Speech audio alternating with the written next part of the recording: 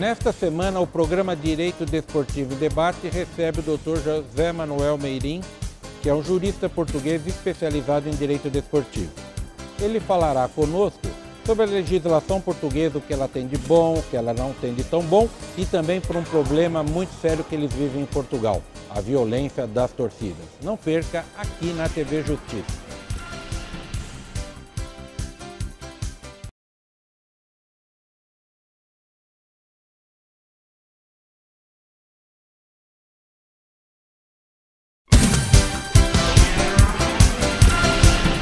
Está começando mais um Direito Desportivo em Debate, um programa produzido pelo Instituto Ibero-Americano de Direito Desportivo em parceria com a Federal Concursos. Nós estamos gravando aqui o último programa da série que realizamos aqui no Minas Centro, em Belo Horizonte, por ocasião do segundo encontro ou seminário de Direito Desportivo promovido pelo Instituto Mineiro de Direito Desportivo em parceria com o Conselho Regional de Educação Física da 6ª Região. E hoje, para minha alegria, recebemos mais um convidado de Portugal, que é o Dr. José Manuel Meirim, que é advogado especialista em Direito Desportivo. Muito obrigado, uma honra ter você aqui conosco. Temos também, como um outro convidado que gravei há 2 semanas, sobre o presidente do Comitê Olímpico Português, né, José Moura. Sim. Ele também é amigo do nosso querido João Leal Amado, né? Mas então, Meirim, me diga uma coisa, como é que foi sua atuação, como é que você entrou nisso do direito desportivo?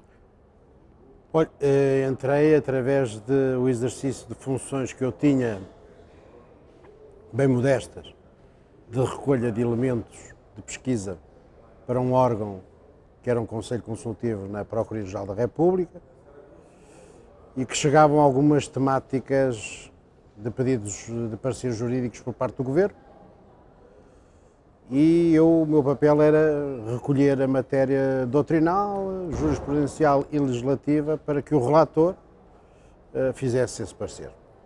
E na década de 80, 85 até finais, começaram a surgir alguns casos e algumas dúvidas do Governo relativamente às relações entre federações e atletas, particularmente no domínio disciplinar, e eu acabei sempre por assessorar, digamos, esse relator e criei até com esse relator uma relação de aprofundar o tema e o estudo.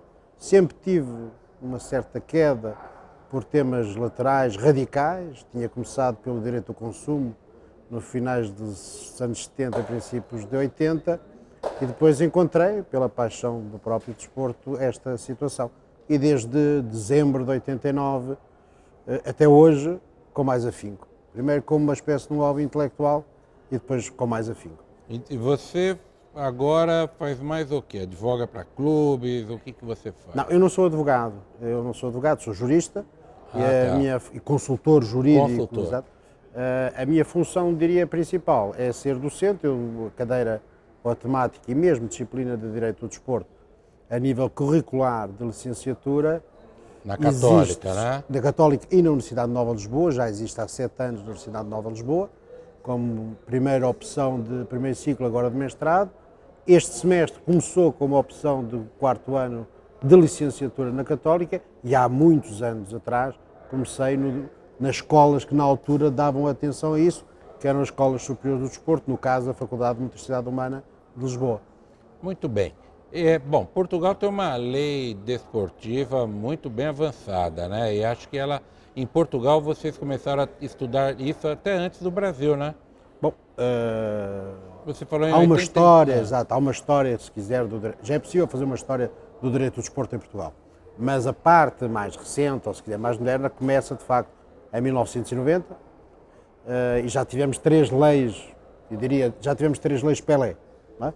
Para fazer uma comparação. Tivemos uma em 90, uma em 2004 e hoje temos a Lei 5/2007, que é a Lei de Bases da Atividade Física e do Desporto, e temos isso sim, a acompanhar, digamos assim, a regulamentar essa lei, um conjunto vastíssimo de diplomas legais de valor inferior que tocam quase todos os aspectos hoje em dia da atividade desportiva.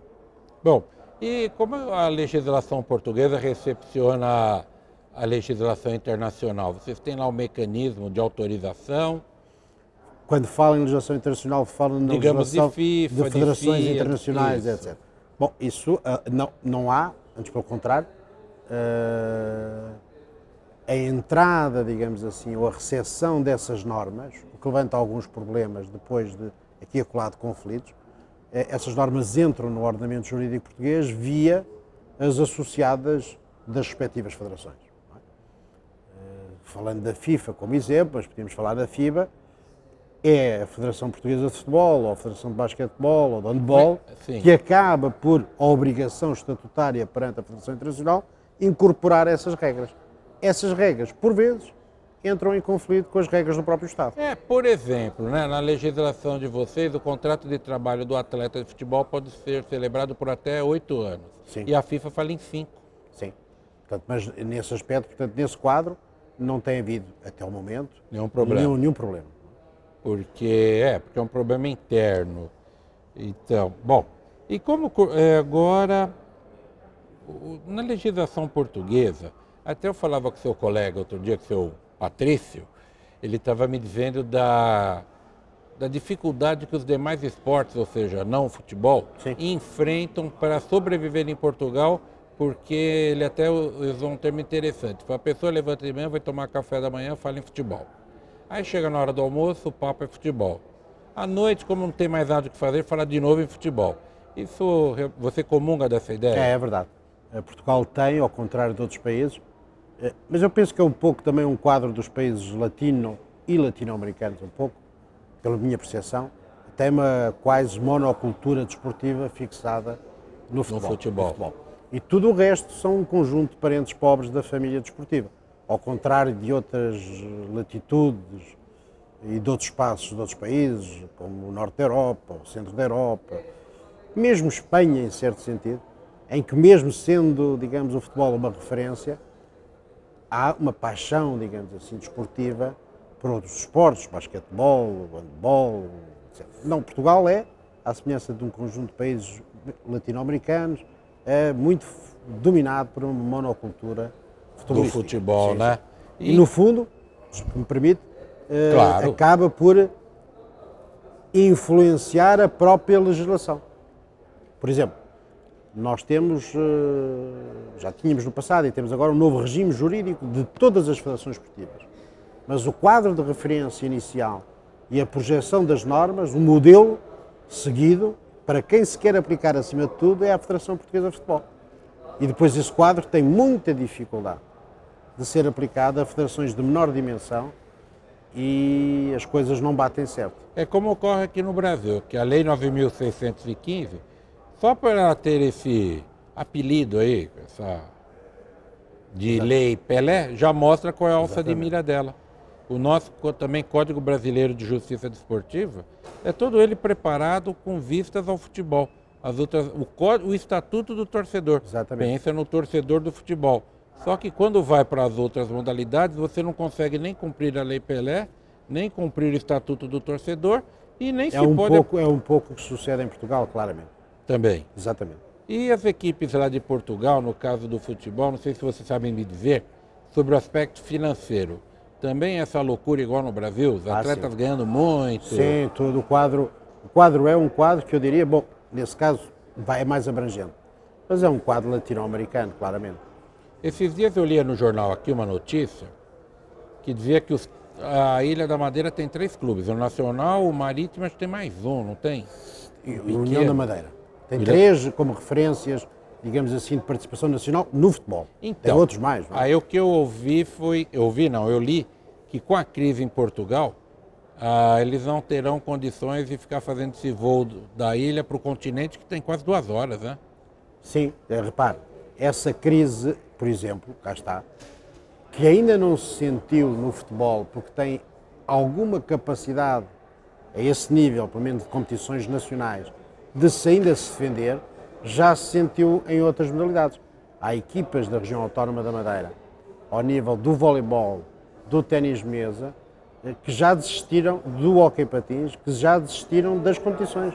Já averbaram faltas de comparência que implicam a descida da divisão, exatamente por não haver o suporte financeiro para as viagens aéreas. Porque os clubes, pelo que eu li aqui, a federação vai tentar um paliativo. Eles jogarem 2, 3 partidas seguidas no continente. Bom, aí tem outro problema. Os clubes falaram que não aguentam pagar hotéis. E segundo, do ponto de vista do esporte, é ruim, porque joga 3 partidas fora. Sim. Não, já houve no passado, em algumas modalidades, o que acontece, em termos de quadro competitivo, é tentar a tal dupla jornada. No fundo, aproveita ao fim de semana, vem ao continente, por exemplo, e o inverso se passa também quando a equipa do continente vai à Madeira e faz 2 jogos, um ao sábado e um ao domingo. E, de facto, em termos competitivos, acaba por ser sempre uma menos-valia do ponto de vista da prestação desportiva, digamos. É para ver Mas a Ilha da Madeira, apesar de eu ter meus ancestrais maternos lá da ilha, eu não conheço bem. Tem também todo esse apelo pelo futebol ou é mais no continente? Não, então, tem 3 clubes grandes, né? Tem mais, tem campeonatos regionais, tem um conjunto de clubes a todos os níveis de divisões nacionais, regionais. E os Açores também têm, é outra dimensão, talvez menor, mas a região autónoma da Madeira sempre teve uma aposta muito forte na vertente do desporto como promoção e afirmação da própria região. Olha, que coisa interessante, né? Quais os aspectos da legislação portuguesa que você vê positivos? Vamos começar pelas positivas. Aquilo que você fala, olha, isso aqui realmente serve de exemplo para o mundo. Não é fácil. Não é fácil. Não é fácil, porque, repare, e não tem a ver só com o desporto. Sim. Nós, por vezes, repare, para ir ao nível mais elevado da Magna Carta, a Constituição Portuguesa, de 1976, tem um artigo 79 que é o direito fundamental ao desporto, à cultura física e ao desporto. E é claramente, por aquilo que eu até hoje consegui-me aperceber, o artigo mais completo ao nível de constituições de todos os países na afirmação de que o desporto é um direito fundamental. No entanto, e portanto eu essa venderia ao mundo, quer dizer, esse artigo 79 da Constituição não tenho dificuldade em vender ao mundo. Só que a prática depois há um desfazamento, como digo, isto não tem a ver só com o desporto, como é óbvio, há um desfazamento muito grande entre as palavras impressas no Diário da República ou no Jornal Oficial e a realidade. E outros países que não têm uma afirmação tão digna do direito ao desporto conseguem lá chegar de uma forma mais rápida e efetiva do que Portugal.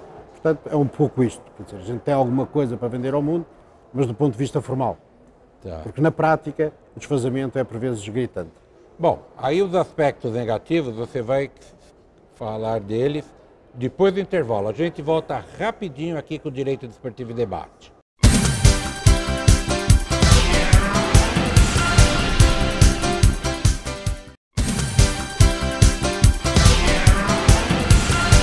Estamos de volta com o Direito Desportivo em Debate, hoje recebendo aqui para a nossa alegria o professor José Manuel Meirim, que é especialista em Direito Desportivo.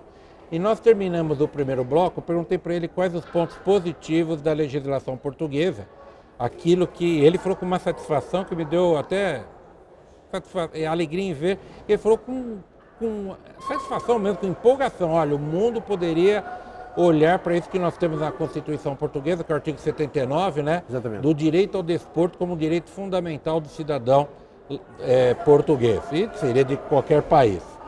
Agora, vamos ver o aspecto negativo, aquilo que você fala, putz, não adianta nem copiar, que isso daqui nem a gente deveria ter colocado.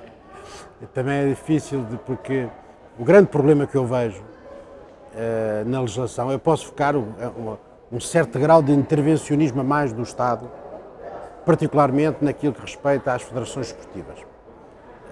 Mas isso é uma questão, digamos, quase de cultura jurídica ou desportiva que nós temos e que apanhamos da sul da Europa, e esse é um facto. A legislação, por exemplo, atual sobre as federações esportivas é a mais intervencionista que tivemos desde a implantação do regime democrático. Portanto, o Estado publicizou, ordena, enquadra estatutos, convenções obrigatórias, com um conjunto, digamos, de dictames para que possa reconhecer uma federação desportiva. Como as federações esportivas, todas elas, em maior ou menor medida, dependem financeiramente do Estado, todas elas vão, com uma vontade falseada de alguma forma, responder a essas diretivas do Estado em termos de legislação. Então você acha que há uma intervenção muito grande do Estado? Isso há claramente. Quer dizer, voltamos à mesma, ao nível do texto legal. Portanto, esse é o nosso principal problema, acho eu, e há muito tempo eu falo sobre isso. É que Portugal tem um discurso legislativo na área do desporto, muito público, e que depois, ao nível da sua aplicação e fiscalização pelos poderes públicos, não existe. O que rapidamente isso sucede, cada vez que há uma crise, o Estado é chamado de alguma forma a intervir e ele diz não posso, porque estamos no domínio do associativismo desportivo e da liberdade de associação, quando o Estado tem, pela lei que produz, todas essas potencialidades e competências e deveres de intervir. E isso gera uma situação muito complexa, em que a gente tem um discurso que diz pelo Estado que ele deve fazer isto, e ele na prática não faz, e na prática o que há é uma derrota clara da eficácia da lei. Portanto, eu acho que se deveria adaptar, de uma vez por todas, a lei à realidade. Se quer, de facto, um espaço de maior associativismo desportivo ou de maior liberdade de organização e funcionamento de liberdade dos seus executivos, deve-se moldar a lei a isso, para que o discurso bata bem com a realidade. Havendo um discurso legislativo, normas legislativas muito fortes, do ponto de vista da intervenção pública, então há que seguir essas normas. Muito bem. Lá em Portugal, a gente aqui, quando eu era criança, só se falava no Benfica, no Costa Pereira, né, que era o goleiro. Só se falava, até faziam piadas e tal. Depois de uns tempos, sabe qual é a piada? Que o boné caiu para dentro do gol, ele foi com bola e tudo para pegar o boné. Sim, foi com o Inter na final da houve mesmo isso? Isso talvez.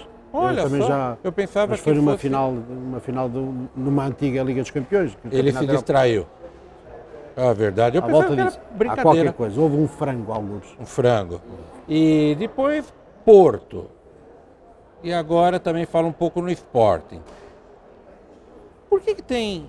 E tem vários clubes lá, né? Nos anos 70 a gente vinha muito ao Brasil a Acadêmica de Coimbra jogar aqui toda de preto, né? Exatamente. Até eu falava com o nosso amigo João Leal Amado, falei, você trouxe para a Acadêmica? Ele falou, sim, porque é lá da faculdade, mas meu time é o Porto. Exatamente. É sempre... É o do Porto. É o Porto, né? Mas, pois bem, estou falando essa história para chegar no seguinte ponto. E o fair play financeiro? Não fica um desequilíbrio muito grande? Como é que vocês trabalham isso em Portugal para que não tenham aí clubes com um poderio muito grande? Exemplo, na Espanha, que é só Barcelona e Real Madrid, os outros são meros coadjuvantes, né? Repare, isso muitas vezes vem traduzido de uma forma que é o chamado doping financeiro, na prática, não é? Sim. E que vai fazendo dessas diferenças abismais entre os participantes, em que não há equidade e nem há solidariedade na competição. O quadro é um bocado o mesmo relativamente à situação existente em Espanha. Há, de facto, 3 clubes e que, no fundo, prende-se também com o endividamento público, postos de segurança social e outro privado, muito deles junto da banca, e é mais fácil, digamos assim, captar, até pelo valor da marca, o Porto, o Benfica, o Sporting, captarem os financiamentos, digamos, esse endividamento e obter, digamos, esse quadro de qualquer outro clube. Portanto, há aqui um jogo de mercado que está, neste momento, em termos de equidade da própria ou solidariedade da competição, está muito desvirtuado. Alguma coisa podia ser feita, os direitos televisivos, que é uma das receitas fundamentais, são negociados em Portugal ainda individualmente, clube a clube, o que deixa em diferentes patamares, obviamente, as receitas obtidas pelos 3 grandes e pelas tantas equipas participantes do campeonato. A centralização desses direitos num quadro respeitador das leis comunitárias poderia, de facto, chegar a uma situação muito mais equitativa na distribuição dessas receitas e que aproximasse os clubes a esse nível. A breve trecho não parece, olhando para as situações, os passivos acumulados, a crise financeira que todos vivem, grandes e pequenos, e a do Estado em geral, não parece que este quadro se vai alterar a breve trecho no sentido de uma competição mais harmoniosa, mais equilibrada. É certo que aqui e acolá, estamos a viver isso em Portugal, surge um fenómeno. Hoje, em Portugal, a 5 jornadas do fim, o Sporting de Braga pode ser campeão e a distância entre os 3, Porto, Benfica e Sporting, Porto, Benfica e Sporting de Braga é de 1 ponto. Aconteceu aqui há uma década atrás com o Boa Vista. Portanto, são situações. O Braga tem tido uma política consistente, de alguma forma, e tem-se mantido nos últimos 3, 4 anos lá em cima, junto com os 3 ou acima dos 3, e nomeadamente, inclusive à frente do Sporting, como acontece agora e aconteceu no passado.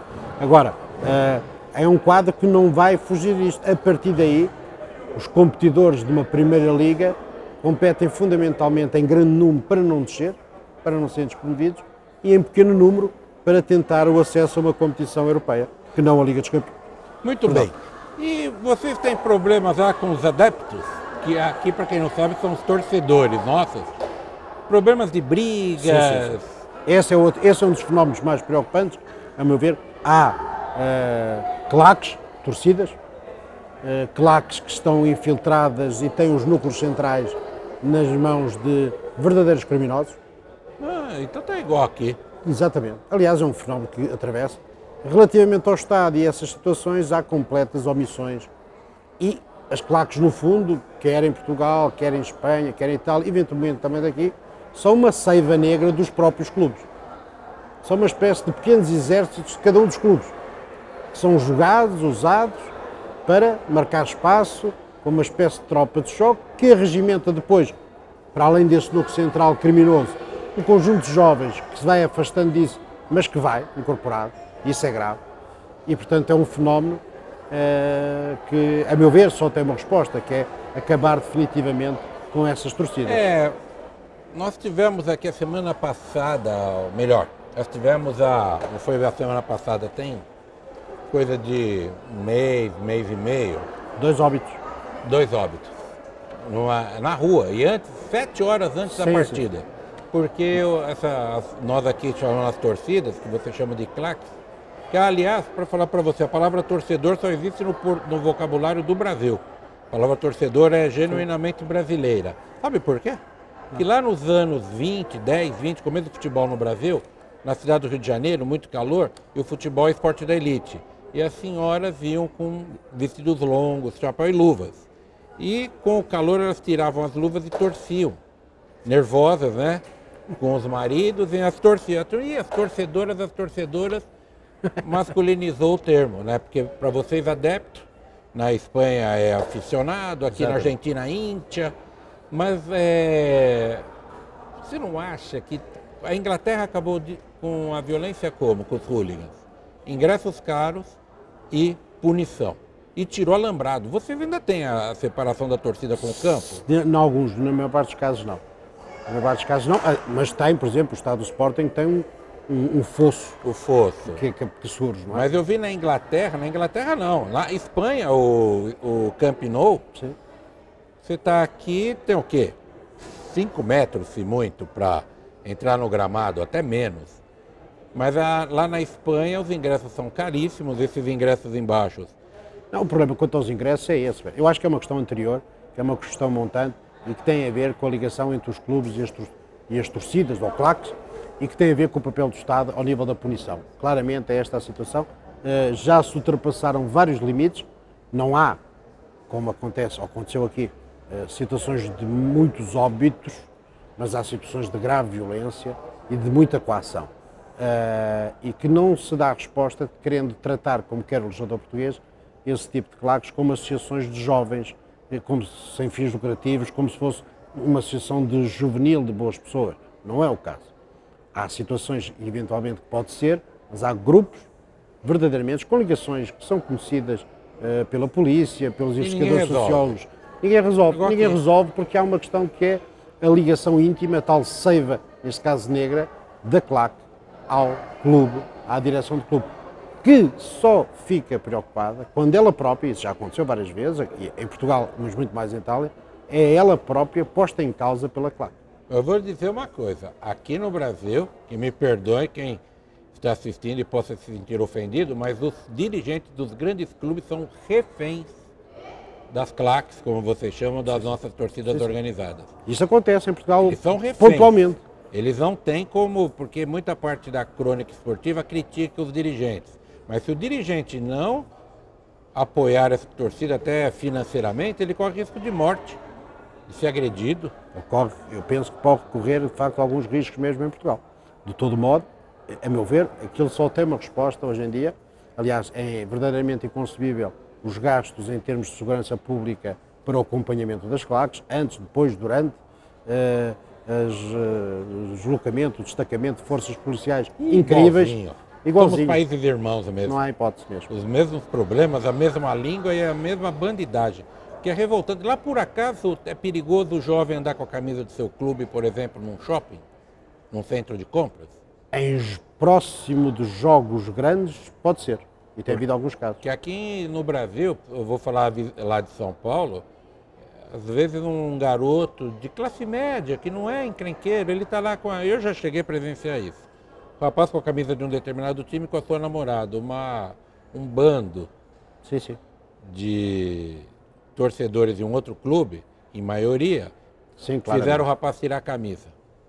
Então eu falei, nossa, mas que absurdo, porque não entra, não consigo imaginar alguém ter raiva de um semelhante que nem conhece e agredi-lo fisicamente porque ele simplesmente é fã de uma outra agremiação. E lá nos Estados... O ingresso é caro em Portugal? Para o custo de vida português neste momento, o ingresso é caro. E isso não impede dessa turma aí, né? Não, porque ou têm acessos privilegiados, ou têm descontos por parte dos clubes, de que eles pertencem. Portanto, o quadro está feito para a sua existência ser uma existência até privilegiada dentro do próprio recinto. E não há projetos de lei? Vocês têm algum estatuto? Vale a pena. Não vale a pena. Nós temos ação sobre esta matéria desde 1980, tivemos várias leis a suceder-se e no final da história, quem é a única entidade ou algo que é penalizado é a sanção, que é a lei. A lei é que é sancionada, ninguém aplica. Ninguém aplica a lei, portanto a lei acaba sempre sendo sancionada e substituída por outra, que há de ser sempre a definitiva, a derradeira, a ótima, e nunca é. Tá bom. Meirinho, muito obrigado de você vir aqui no nosso programa. Leve um grande abraço para o povo de Portugal, principalmente os alfacinhos, lá de Lisboa. Logo, logo devo estar lá em Portugal. A você de casa, muito obrigado por nos acompanhar, o Instituto Mineiro de Direito Esportivo, o Conselho Regional de Educação Física aqui da 6ª Região, aqui ao Minas Centro. Muito obrigado por permitir que mais uma vez nós fizéssemos uma série de programas do Direito Desportivo em Debate nessa cidade encantadora que é Belo Horizonte. Eu espero você semana que vem aqui no Direito Desportivo em Debate, sem antes, não deixar de passar para você sempre o nosso e-mail desportivo@idd.com.br. Obrigado e até o próximo Direito Desportivo em Debate. Tchau.